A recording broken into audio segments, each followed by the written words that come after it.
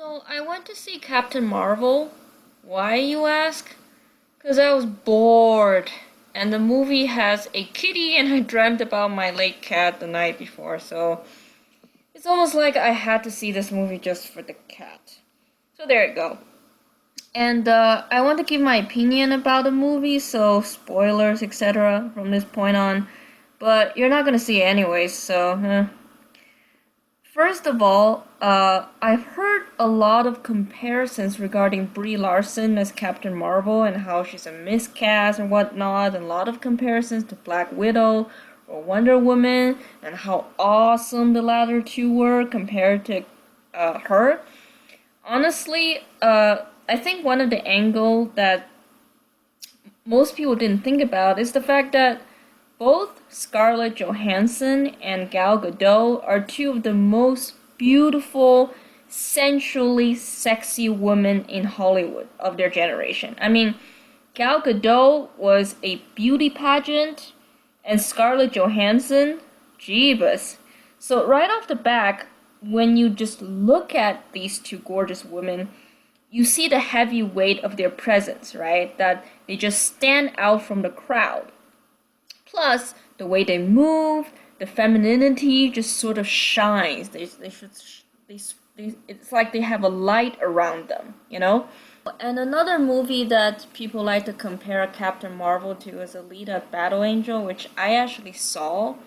And I think, again, the beauty factor is there. Even though it's a cyborg, Alita is a very, very sexy female cyborg warrior. I mean, holy shit, when she was putting on, when her actual body was on attached to her head by the doctor, her father, and the suit sort of molded into her. Jesus Christ, she has such a sexy body, and then she started doing all these contortionist, flexible shit. Yeah, I mean, I can kind of see why people would like that. Because again, it's the same goes for men, okay? Everybody like a attractive, sexy actor, whether it's a man or a woman. That's just how it is, okay? There's no way to get around this. Sexiness is good. Brie Larson, on the other hand, is like the girl next door in comparison to them. I mean, she's not ugly by any means, but when you have Captain Marvel, I mean, just think about it. The person who is supposed to represent the Marvel universe, and you have a girl next door who is not really feminine, who is not just drop dead gorgeous, that would make her immediately stand out like a queen to be worshipped, like Scarlett Johansson or Gal Gadot. It is underwhelming. And she's not even a miscast per se, because Captain Marvel was about an actual ex-military captain. And women who are competent veterans tend not to be very femininely beautiful, right? I mean, they do tend to look like her. Kind of masculine, but it's okay for a supporting Marvel character, like on the level of Hawkeye, just not the front page, not the fucking representative of Marvel. And honestly, having such a character is really like making the mistake of the DC Superman. I mean, she ended up being invincible and not even having a kryptonite. Jeez. How are we gonna develop her character? I don't think it's a coincidence that the Iron Man series was the most successful of the Marvel franchise, because Iron Man is a solid, vulnerable human being with no powers who just used his brain, his intelligence to compensate his weaknesses. Now that's a character that can be developed, right? I mean, can be related to and can keep people interested, because you're always going to wonder, you're always going to guess how the person is going to get out of tough, difficult situations, you know, kind of like the Bourne trilogy, right? I mean, it was just so exhilarating to see just how smart and resourceful Jason Bourne was. And also one of the reasons why I really like Catwoman, you know, Dark Knight Rises, played by Anne Hathaway, who was really, really smart. I mean, she used her female vulnerability to her advantage, right? But Captain Marvel, I mean, just anything you throw at her and she's just going to photon blast it away. Can you say boring? There's no depth or mystery about her whatsoever. And that's the problem.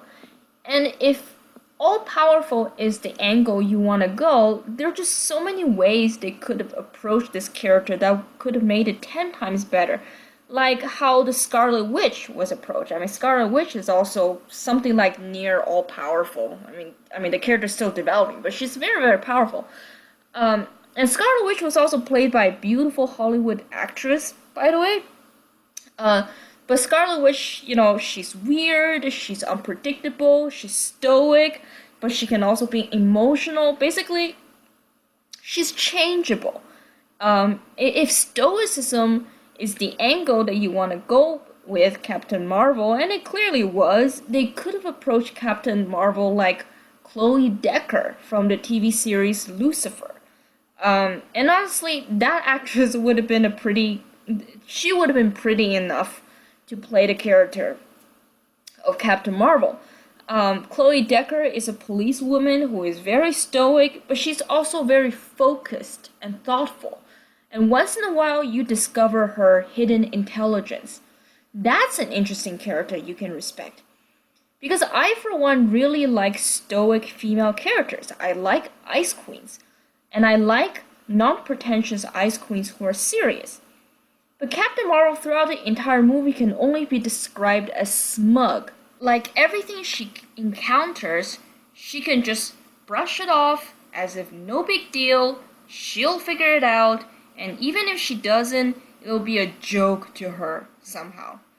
At certain moments, yes, it was funny, like when she was frustrated typing on a keyboard which she considered to be overly primitive, or telling Nick Fury that the Krees, are way too advanced to use little cars as IDs. I mean, those jokes are okay, but I think the Chloe Decker approach would have been much better. It would have been much funnier, honestly. But instead, Captain Marvel is just this really unlikable character. Now, I think the makers of this movie know how lame it is, so they made all the characters behave like people from Saturday Night Live. No, I'm serious. The Skrulls are jokers, the Krees are jokers, Nick Fury, of course, jokes a lot. Just everybody behaved like little kids, or like the characters in the Fresh Prince of Bel-Air, Sans laughing tracks. So if you're really nostalgic about this kind of movie, it can be funny at places, but it's really just a C movie. So how bad was the social justice feminist angle, honestly? Well, actually, it really wasn't as bad as I thought. The underlining message for women and girls is not actually a really bad one. I mean, it's basically, even if and when society or other forces are beating you down, you should pull yourself up and try again until you succeed, right? It's actually kind of familiar to me because that's how the Chinese culture is teaching its children, and that's why Chinese kids are so good at school. Yes, the flashbacks are kind of similar to the Gillette ad, but the movie makers were smart enough to not put a message that says that men need to do anything. It was really about women raising themselves up. But there definitely were other very feminist retardos, such as the illusion that women are always told to control themselves, such as their emotions, and the movie seems to say that this is a way to keep women down from reaching their full potential, that women should just let go and stop trying to control themselves. That's when they will finally, quote-unquote, rise up. Although I do have to mention that it's pretty ambiguous in the movie whether this force, the force that's keeping women down, are men. Whether it's men who are doing this. Because in the movie, the really bad guy, the supreme bad guy, appears as a woman. So, and as for the scenes in her flashback that people talk about, honestly, I paid attention. And there were barely any mention that they're telling her she can't do something because she was a woman. I mean, the closest would be when she was racing, when she was a little girl and she was racing in a car, and and her car basically uh, went into another car and it flipped. It was a pretty serious accident. She could have died in it, and her father was like, racing car is not for little girls, right? I mean, this is very plausible. I mean, it's essentially gynocentrism. I mean, a father wouldn't want his daughter to do something so dangerous, but for a boy, it's more okay. I mean, it's plausible. Um, and the part where she was on the string and she fell, I mostly just heard men telling her that she just can't do it. Not that she can't do it because she's a woman, really. But either way, I mean, it's the freaking military. So, I mean, men tell each other this kind of thing. Like, men boo each other, and men, like, it kind of use this kind of a tactic to uh, try to drive each other to do better. So, in a way, it's almost kind of like equal treatment if this actually happened, but I kind of doubt it actually does. And then there's this one scene where there was a motorcycle biker who was telling her to smile.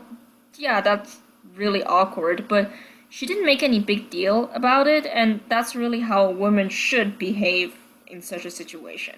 Jesus Christ. So all in all, yes, there were feminist underpinnings, but it's not too extreme, and they were actually surprisingly tolerable for me. Oh yeah, but there was also this illusion with regards to the refugee crisis. Whatever. I was able to get past it because I actually liked the plot twist that the bad guys are actually the good guys, and it was nice to see Ben Mendelsohn playing a good guy for a change and having some actual humor. So all in all, did I enjoy it? Yeah, it was okay-ish. I mean, I liked the cat as expected. And I'm glad that the cat didn't end up to be evil, like the cat stereotype, which I hate. Did I like Captain Marvel as a character? Nope. Captain Marvel is basically Superman, but you can't even drool over seeing the most beautiful actor or actress playing it. There's a reason, okay, why Superman always had to be played by the most beautiful man in Hollywood. So you can just look at the guy and forget about the super lameness of the character. And Captain Marvel doesn't even offer that. It's literally a girl next door movie.